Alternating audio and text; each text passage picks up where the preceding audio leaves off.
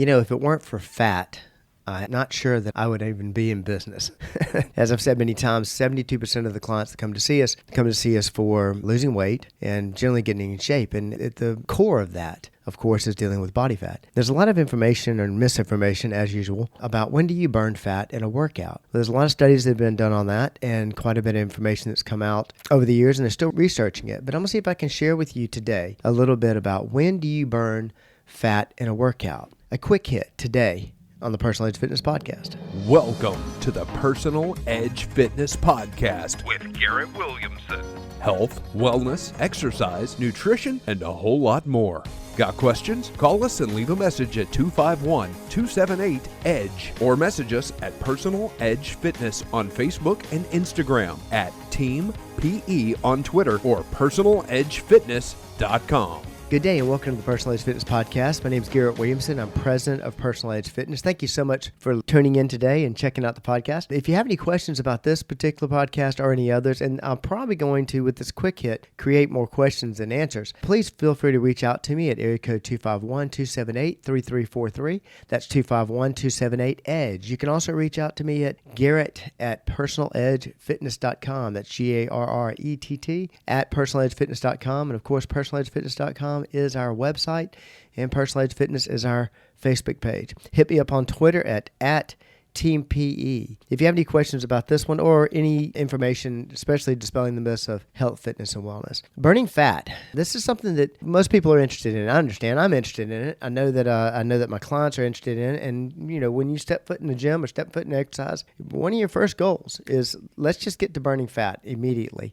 And let me go ahead and tell you a little bit of information right off the bat about dealing with burning fat. And that's the first thing is those fat burning zones that we've used for so many years, you can almost disregard those. There many times cardio equipment was made and still is, some of it still is, and it has on there a graph of when you're burning fat, when you're not burning fat. They're starting in most of the high-end cardio equipment, they're starting to eliminate that on the cardio pieces, which I'm glad because it's very, very misleading. And actually, it's so misleading as to cause clients I have that want to maintain a certain level of intensity and they want to stop and check their heart rate and, I'm not in the fat burning zone. We need to get in the fat burning zone. And they're actually doing damage to the workout. They're wasting time. So you can forget about those. And the reason being is that there's several factors that go into when you actually burn fat. There's a difference from body to body. It's sort of like years ago when we were using heart rate monitors to really try to keep people in certain zones and whatever, and we were doing heart rate based training. Well, if you notice, that's kind of gone out of vogue because everybody's heart rate varies for a variety of reasons. I have people that operate in a workout with a real high heart rate and can keep going for a long time.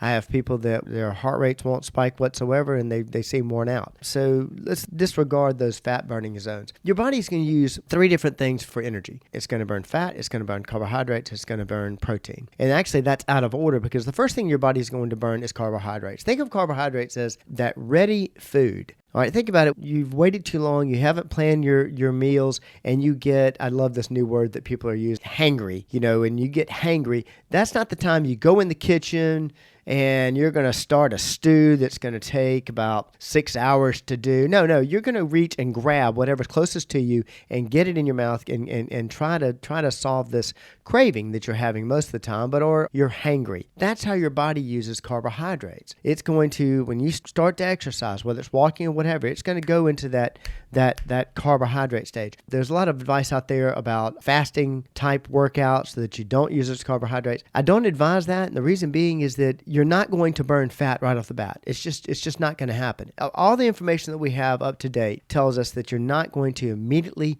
burn fat. Why? Fat burns like a log. Now, protein, muscle, burns like tissue paper. So when you put your body into that state of no carbohydrates on board, you're hungry, you're fasting and working out, and then your body's going to say, okay, I need ready energy right now. What can burn fast? I need toilet paper. I don't need logs. That's typically when your body's going to burn muscle. It's going to burn muscle for energy, not fat. And a lot of people get excited about this if they do this on a regular basis because they'll find they'll lose weight. Well, of course, you're going to lose muscle. You're not losing fat. So it's best to have something on board to start to get that fire burning. You want to go ahead and get that good warm up in, use those carbohydrates to get ready energy in order to get that furnace going so that you can start to burn fat. So we've known this since, the first time I think I studied this was back in '89 in my bachelor's degree, with how long it takes to start actually burning fat. And the typical rule of thumb is 15 minutes. It has been studied by some greats such as Dr. Lynn Kravitz out of the University of New Mexico, who's probably one of the foremost researchers in exercise science now, that say that can take up to 30 minutes to even start to burn fat. But don't feel bad about that. And the reason being is that yes, you want to burn fat in a workout. That makes sense. But what you're really planning on doing is it's sort of like investing. You're not trying to get the benefit immediately. You're really trying to build for a long-time investment. You're trying to build for a long-term fat burn. So your workout is actually building you or creating a situation where your body will continue to burn fat. And that's far better. As I've said many times in a cardio bout, people talked about burning calories through cardiovascular work versus burning calories through resistance training. And I've always talked about the fact that, yes, cardio bouts are fantastic. I'm a big fan of them. Please continue to do them. You should be doing about 30 minutes of cardio pretty much every day of your life, for that matter, even if it's going for a walk. But as far as the immediate fat burn, or caloric burn for that matter, once you stop that cardio bout, it is over. Whatever you burn during that cardio bout is all the calories you're going to burn. When you're doing resistance training, you may not burn as many calories during the exercise, but you're actually going to burn a lot more calories because of that workout later, because your body's going to take time to rebuild those muscles, to recover for that matter. And then also lean muscle tissue, and we've said this many times, lean muscle tissue increases your metabolism. Now, if you've listened to my podcast on metabolism, I don't want anybody to get confused by that word. Metabolism has been thrown around and used so many different ways. Metabolism is nothing more than calories in, calories out. That's all there is to it. But you're increasing your amount of calories going out when you have lean muscle tissue. The more lean muscle tissue you have, the more caloric burn you will have at rest. At 24 hours a day, 7 days a week, you'll have more caloric burn. Therefore, your body will continually burn not only calories, but it's going to burn fat, especially if you're not overeating. You know how I feel about the different foods. I'm talking about amounts here more than I'm talking about types of foods. Something else to consider as far as fat loss is concerned, and that is something called EPOC. And we'll use the abbreviation EPOC. It's excessive post-exercise oxygen consumption. Now, I'm actually going to do a podcast on EPOC because it's a pretty deep issue. Most people don't know about it. But it happens to do with the amount of O2 required to restore your body to its normal resting level of metabolic function. The normal resting level of metabolic function, that's homeostasis. I've talked about homeostasis before when I've talked about trying to increase your water. If you're drinking only maybe 20 or 30 ounces of water a day and you want to get to the recommended 100 ounces a day, you've got to change your homeostasis. Your homeostasis is 20 to 30 ounces of water, and your body's used to living that way for so long. Well, you increase it and slowly increase it and change your homeostasis. What we're talking about with the excessive post-exercise oxygen consumption and returning to homeostasis, well, there's a major change going on. There's a lot of effects there's a lot of repair, there's a lot of winding down, getting systems back to your normal resting system, and that takes a lot of calories to do that and a lot of oxygen to do that. And so that's why affecting your EPOC has a lot to do with burning fat.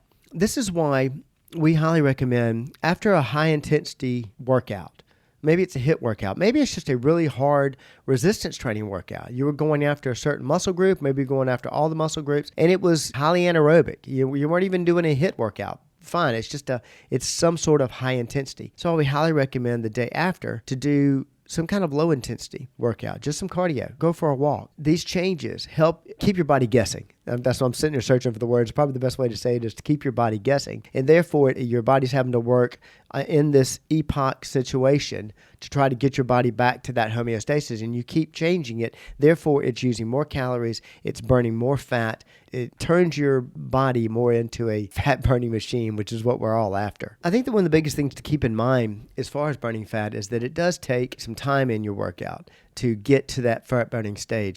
Trying to trick it, trying to find different ways to trick your body into burning more fat, really, you're better off trying to spend that 15 to 30 minutes to get into that fat-burning stage and give yourself the time to do that. You're going to get there, especially if you're doing at least a 30-minute bout. Of course, longer is better, but you're going to get into that where you're immediately burning fat in the workout. But more importantly, as far as fat burning is concerned, 3 other things I would focus on. First thing is nutrition. And as I always say about nutrition, the first thing thing I want you to be concerned with is calorie consumption. If you're on a height versus weight scale, which I'm not a big fan of, and you seem to be the right weight, but you seem to have this excess fat, well, most likely you need to increase your caloric intake. For most of us, it's controlling that caloric intake, not taking in too many calories, because your body only knows to store fat. It does not store protein. It thinks that when you overeat, it thinks that you must be preparing to go into a starvation type situation, so it's going to sit there and it's going to store that excess energy and it's going to store it as fat. Number 2 that I would be concerned with, as always, your water consumption. Not only does water cut cravings, I've explained several times how that happens, but also thinner people have more water in their fat cells, and actually increases all your process, increases your energy level and what have you. It's going to keep you lower in your fat storage. Your body's ability or body's reason to store fat. And number 3 is not worrying about fat loss so much in the workout itself, but being more concerned about doing a workout that's going to increase and sustain a high metabolic rate, therefore increase your body's ability to burn fat. Now, this was kind of quick, and there's tons of more information out there, especially quite a bit still coming out of University of New Mexico with Dr. Lynn Kravitz. I will share those as they hit the airwaves and as I find them out myself. But if you have any more questions concerning this topic or any others, please contact me at 251-278-3343. That's 251-278-EDGE. You can also reach me at Garrett, Garrett, at personaledgefitness.com, which is our Facebook page and our website. Hit me up on Twitter at TeamPE if you so desire. Fat burning, long and slow. Take your time. Build that fantastic high metabolic rate body for a better you and for a better level of wellness. Thank you so much for tuning in today. Thanks for listening to the Personal Edge Fitness Podcast with Garrett Williamson. Subscribe now and be a part of the show by calling 251-278-EDGE or message us on Facebook and Instagram at Personal Edge Fitness or at Team PE on Twitter, and visit us at personaledgefitness.com.